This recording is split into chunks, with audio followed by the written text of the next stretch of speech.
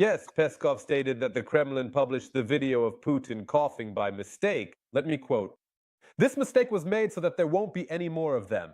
That's a quote from Putin's talking mustache. But what really happened? Let's watch the report and then we'll discuss everything with Abbas Galyamov.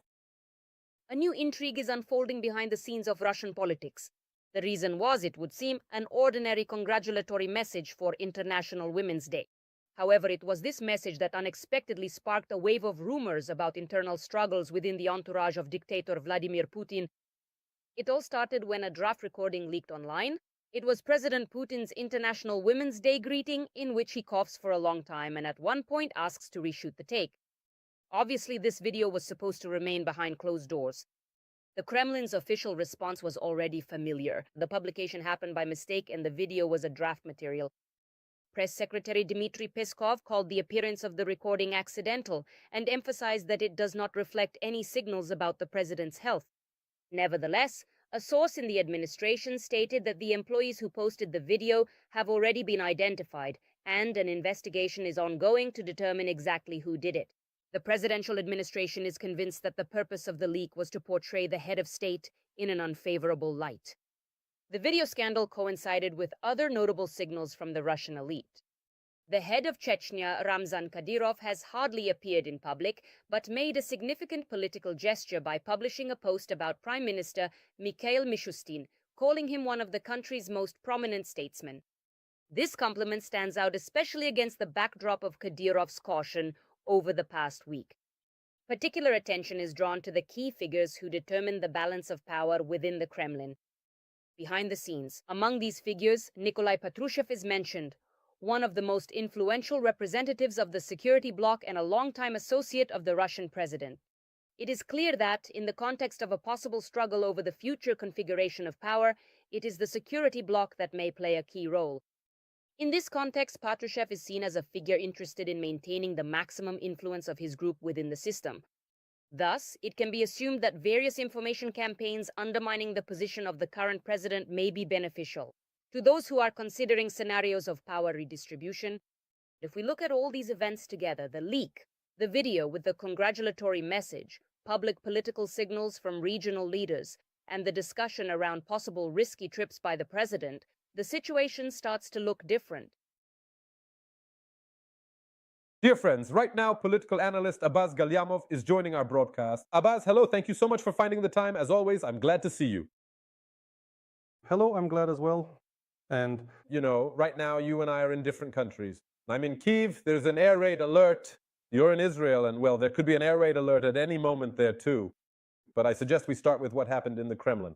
On the one hand, it's a rather absurd story, a coughing fit. Putin congratulates the lovely ladies. On March 8th, and there are many opinions about this, some say it's just typical Russian carelessness, they just messed it up. No, it's not the wrong take, as often happens. Some even say that maybe they're trying to get rid of Putin this way and show that the Tsar isn't actually invulnerable. What do you think it was? well, I know quite well how things work over there, because I myself worked for 3 years in the presidential administration and in the government apparatus when Putin was prime minister. So having an understanding of how the press service operates, they are actually very attentive, they are very professional. And so while I can't completely rule out that a mistake happened, still I won't insist on this version because, well, the human factor hasn't gone anywhere. And as far as I understand, this happened very late in the evening. At that time, a person already wants to sleep, so they could have made a mistake. You can't completely rule that out. But overall, I'll repeat, they work very attentively and carefully, and things like this usually don't happen with them. That's why I completely rule out the version that this was done deliberately. Some kind of anti-Putin version, simply because as a result of this situation, Putin didn't so much lose as he won. That's precisely why I don't rule out that this was an attempt by Peskov and Gromov. In general, Gromov likes these kinds of historical things. He is the first deputy head of the presidential administration who oversees Russian propaganda. Maybe they tried in this way to somehow liven up Putin, to bring him closer to the people, because he has a very serious problem with his image, his public persona. He has turned into, a man in a case, someone endlessly distant from the people.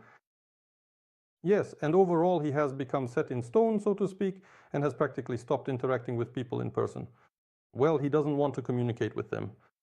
Yes, he has an understanding, an inner sense that, well, his approval rating is no longer what it used to be from being a president of hope. He has long since turned into a president of disappointment. And that's why it's easy to go to people when you know they love you and have hope in you, and their eyes are moist with happiness when they see you. But in a situation where you suspect that they hate you and secretly wish you would go to follow the Iranian Rahbar Ali Khamenei, well, the desire to communicate with them just disappears. That's why in recent years he has minimized his communication with the country.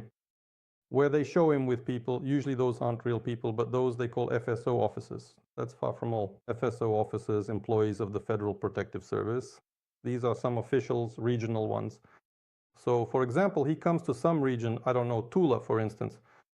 These are, for example, Tula United Russia members, Tula ONF, activists, public figures, and among them, so to speak, they look for certain people. Loyalists, those who won't accidentally ask uncomfortable questions and who will, so to speak, put on a show of happiness. So this is not the real people. And that's why, in part, this problem with his image, this loss of connection with the people, is related to Putin's own behavior. In part, it's also connected to the agenda itself. That is, everyone is tired of the war, people feel that Putin is busy with God knows what, but not with what the people actually need.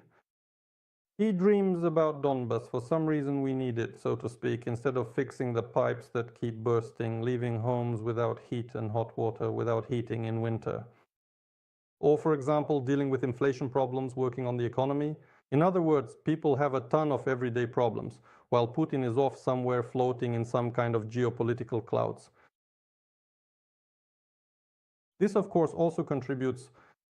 There's this feeling that he is endlessly distant from us, yes, and this story really demonstrates that. But a simple human Putin, no, that's not there.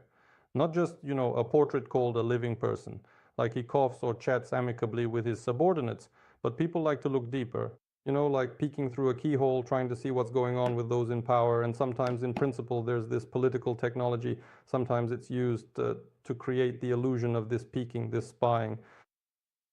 I don't rule out that this was just such a case.